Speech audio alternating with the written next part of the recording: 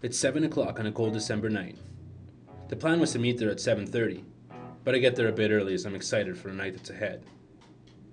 Walking into the jam pad, a slightly adjusted basement/garage just big enough to fit the weapons of choice of a platoon of local metalheads, I can already feel the energy emanating from the posters and the graffiti-covered walls.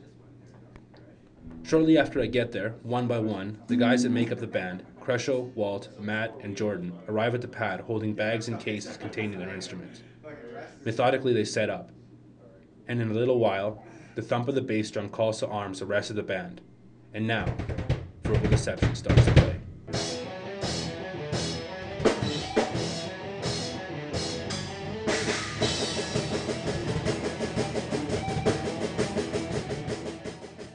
Verbal Deception is a Calgary-based band that plays a blend of their very own metal called pirate metal. A hard mix of thrashing guitars, fast-paced drums, and oddly enough a synthesizer make up the sound of the folk metal-inspired band who try to blast out of the water the misconceptions people have about metal.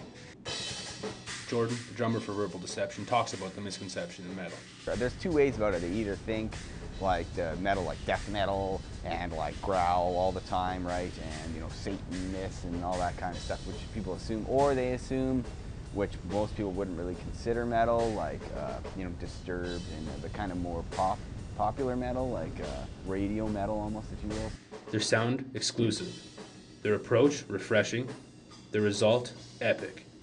Verbal Deception does everything it can to keep itself unique. Individually, they bring what they can to the front lines to keep them aside from the rest of the bands churning out of the city. Matt Petty, the bassist for the band, explains what makes their sound so different.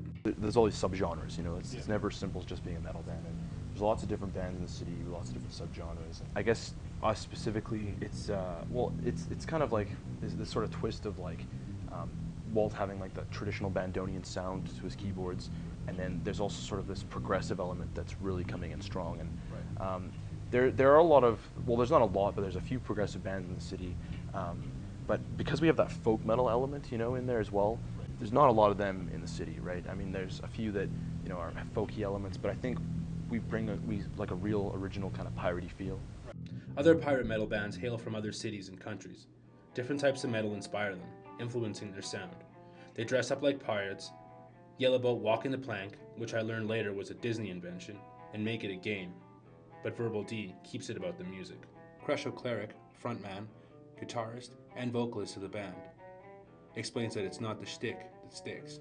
The thing about it is, I think we're more just about the music, and we just sing about pirates, whereas other bands, they go like the whole 9 yards, like they dress up, but the thing is, we don't want to be cheesy, you know what I mean? That's not what we're about. We're not trying to be like Captain Hook, By the way, he's not even a real, he's fictional. Along with keeping their image away from the ridiculous, each individual band member uses their instrument to bring what he can to the uniqueness of the sound of the music. And the uniqueness of the sound is why Verbal D thinks it's been so successful. I think sometimes there's bands that appear who have two guitars, and you realize that there's not much diversity between the two, and I think we don't really need that second guitar, because there's going to be an overflow of diversity if we introduce that element. I especially remember because when they first started out, I was in high school and I was a fan, and that was one of the first things that really caught me about them is like they were three-piece. It was weird, like how many three pieces do you have in the metal scene that aren't just guitar, bass, and drums? It's guitar, keyboards, and drums. It's so strange, and it was refreshing. I think it's the best way to put it.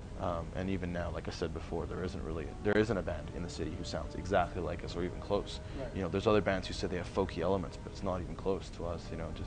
It's a different feel for sure. A band alone, busting through the walls of misconception, winning the cheers of the crowd, Verbal Deception has played shows from British Columbia to the eastern United States. Their pounding folk melody and a low growl of the vocals is a sound they bring to battle.